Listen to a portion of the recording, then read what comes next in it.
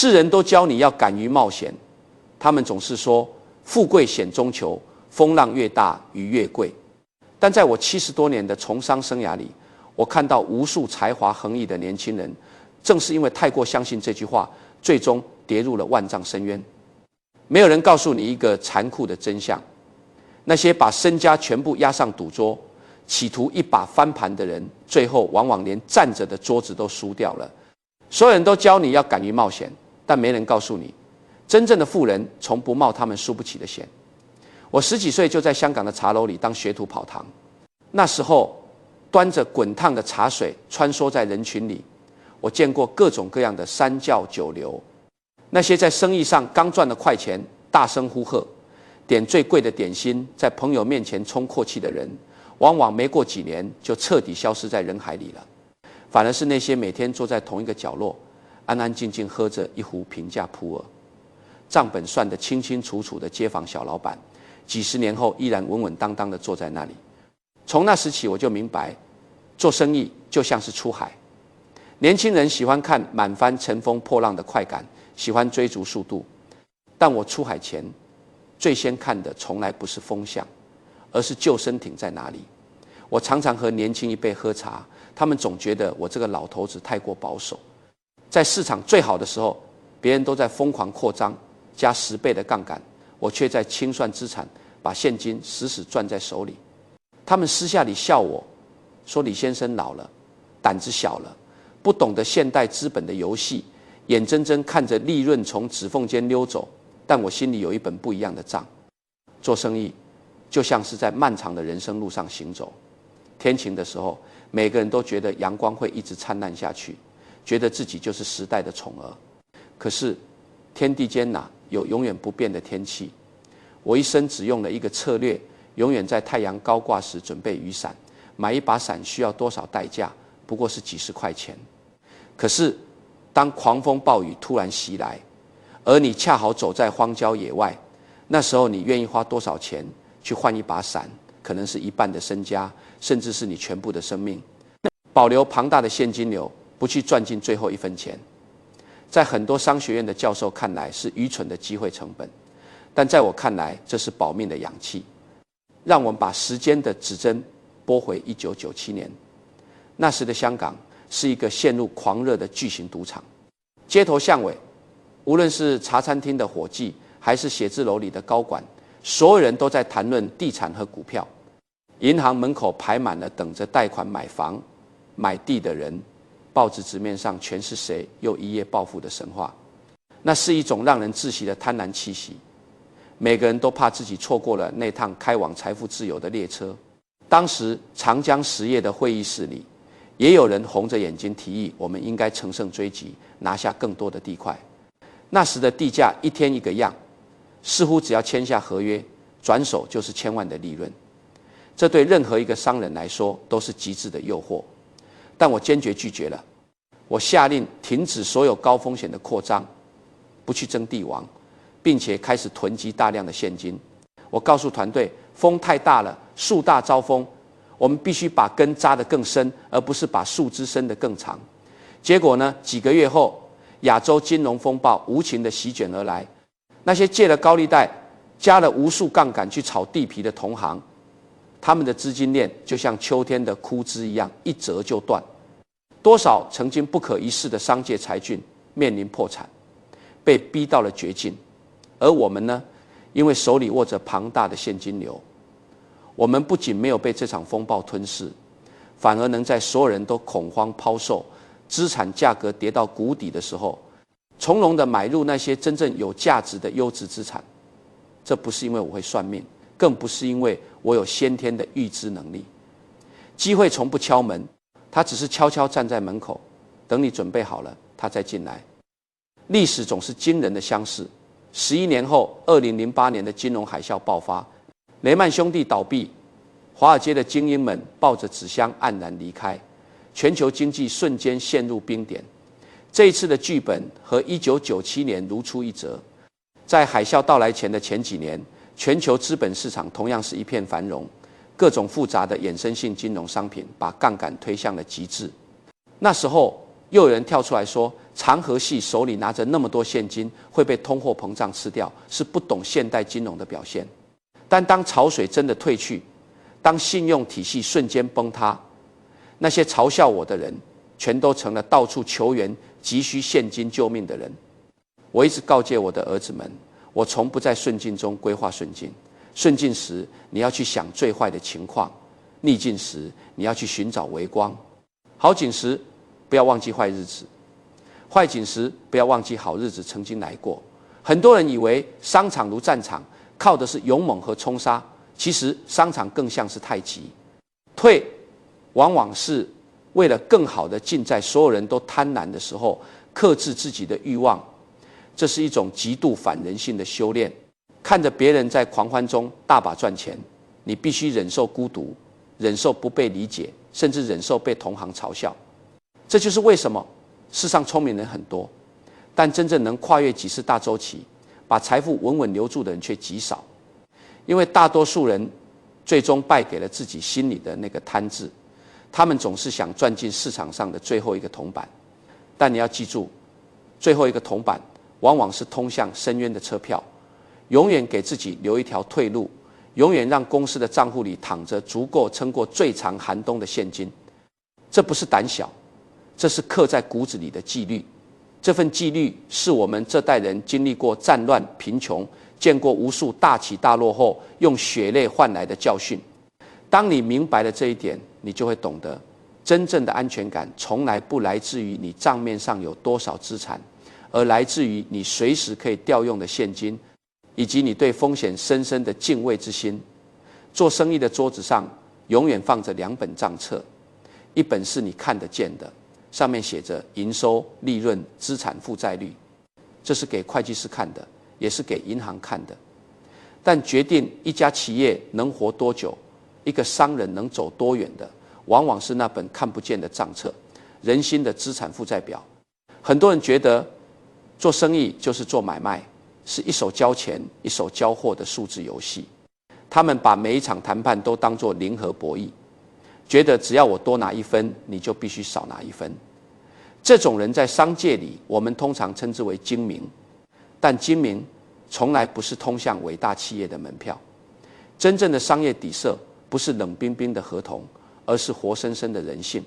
我认识一位忘年交的合作伙伴，他是1973年出生的人，算算年纪，现今应为53岁。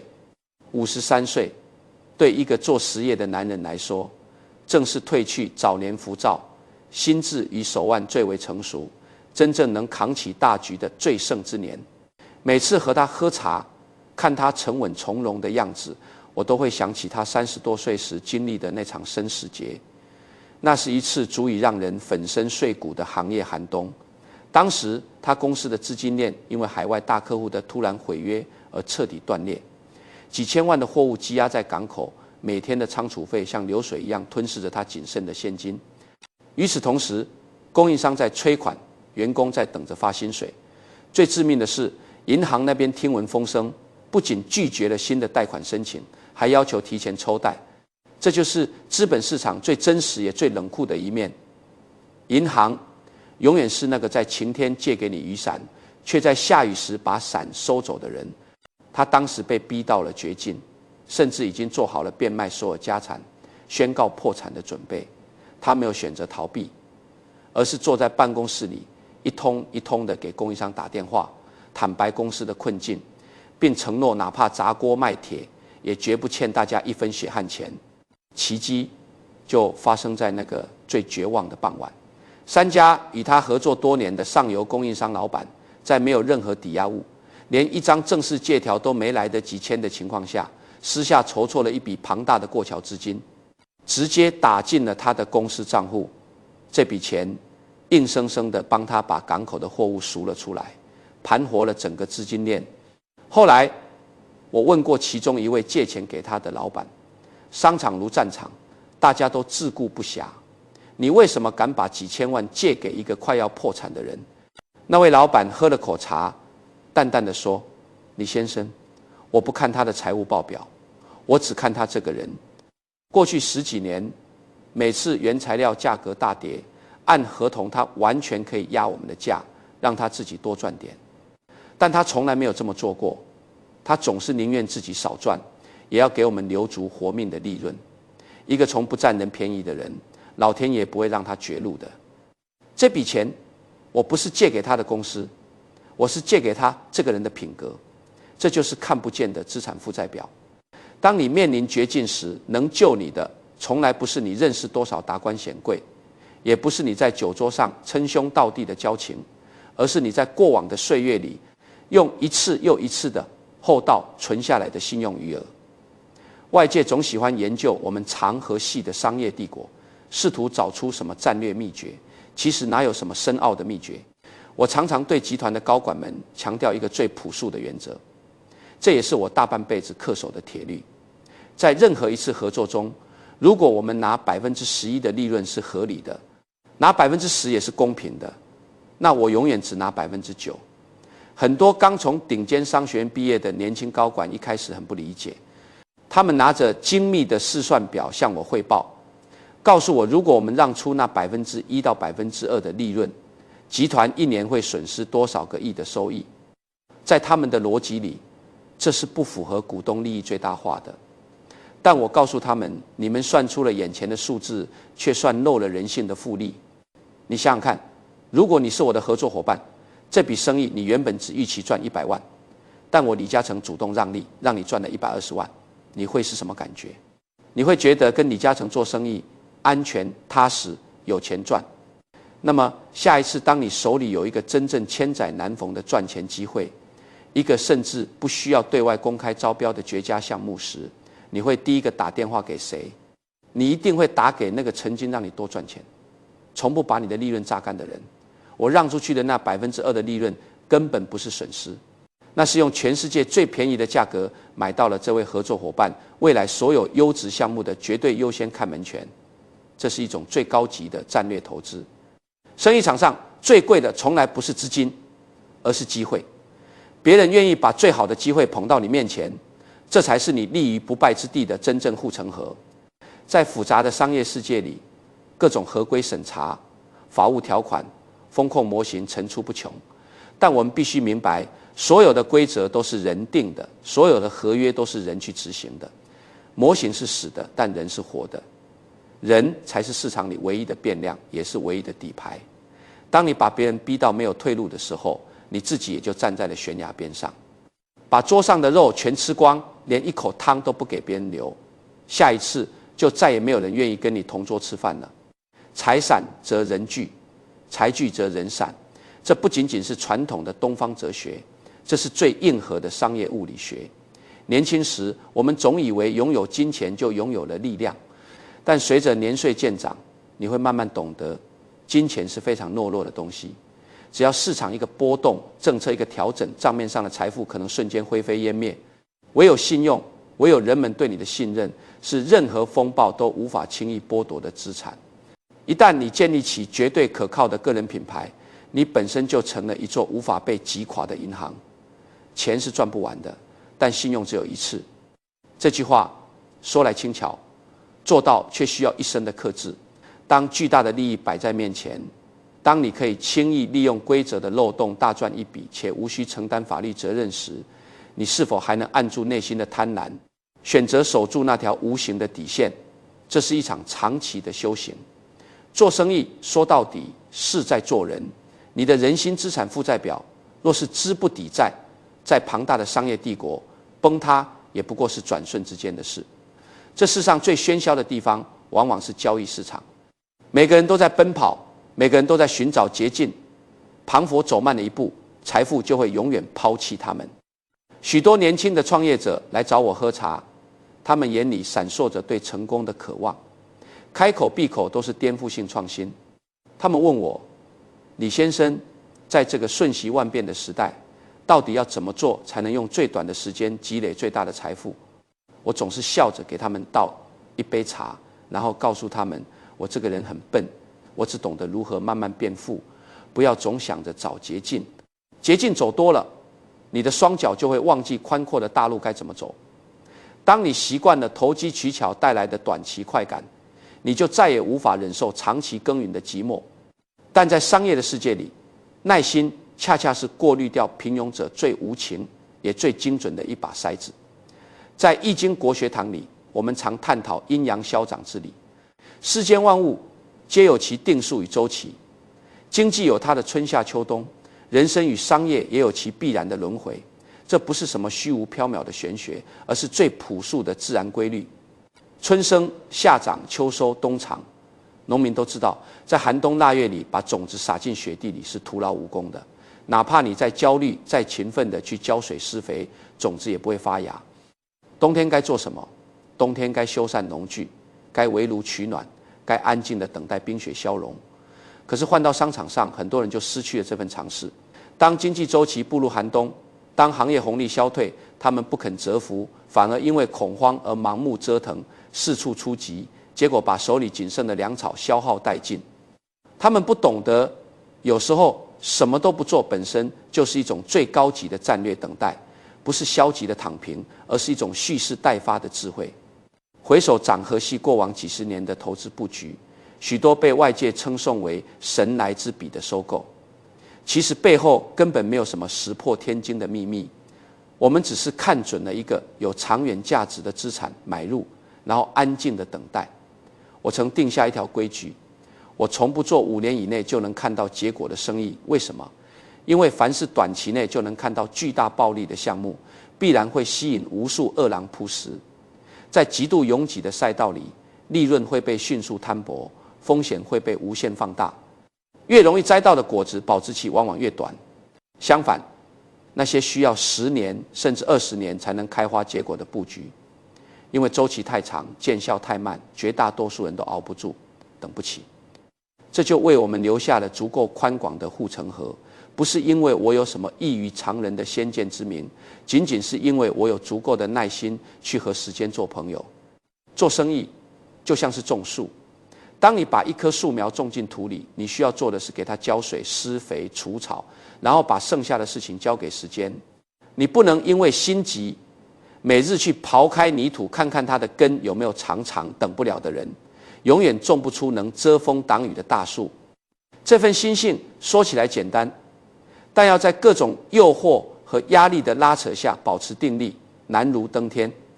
我见过太多企业家，他们的眼光很准，战略也很清晰，但在漫长的等待期里，看着旁人靠着短线炒作赚得盆满钵满，他们的心态失衡了。他们放弃了自己原本坚守的长线价值，转头去追逐风口，结果往往在他们刚刚切换赛道的那一刻，风停了，他们重重地摔在了地上。资本市场的每一轮泡沫破裂，本质上都是对那些失去耐心者的惩罚。历史一次又一次地证明，试图违背周期规律去拔苗助长的人，最终都会遭到规律的反噬。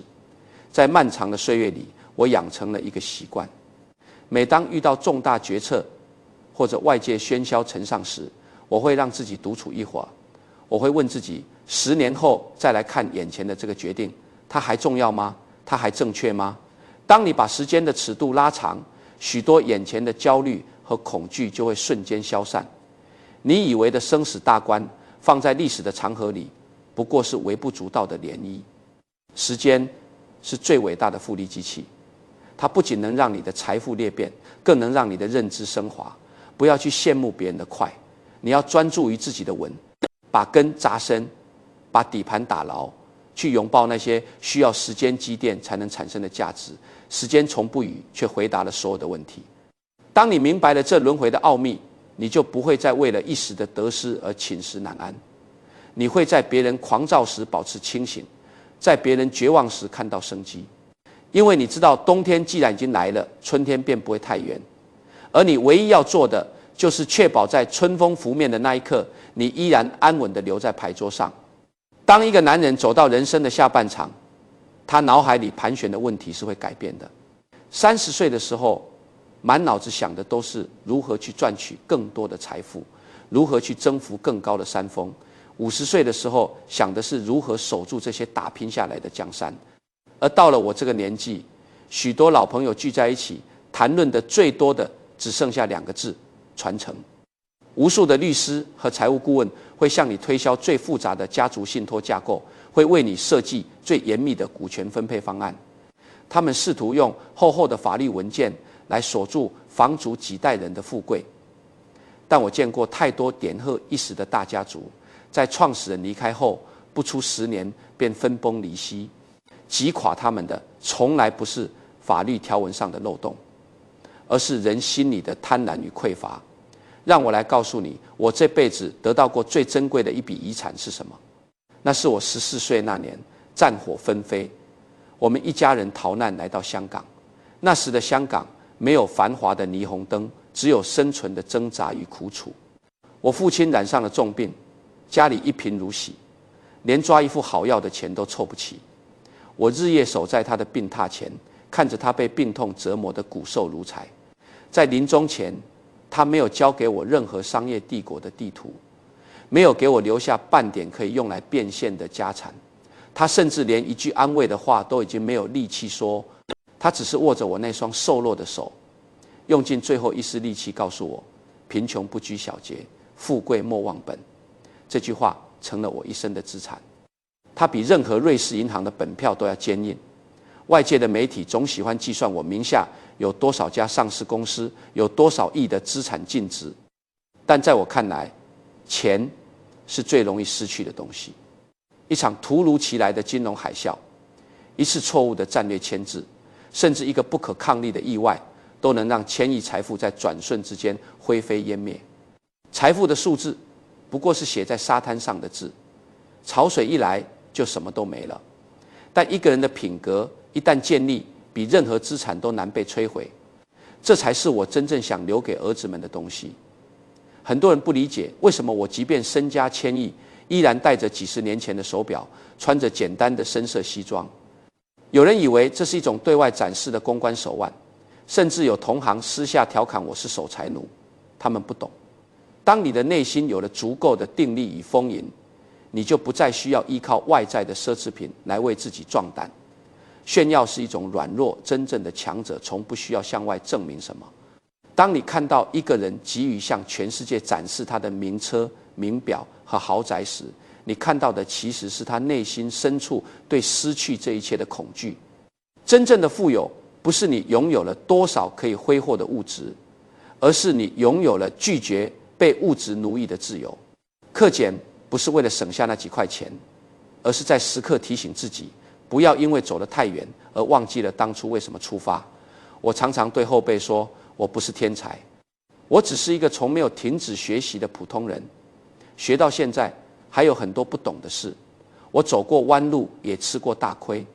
如果我能把自己在漫长岁月里熬出来的危机钳制的雨伞，不占人便宜的信用，以及和时间做朋友的耐心，原原本本的传递给下一代，那这份家业就有了抵御100年风雨的灵魂。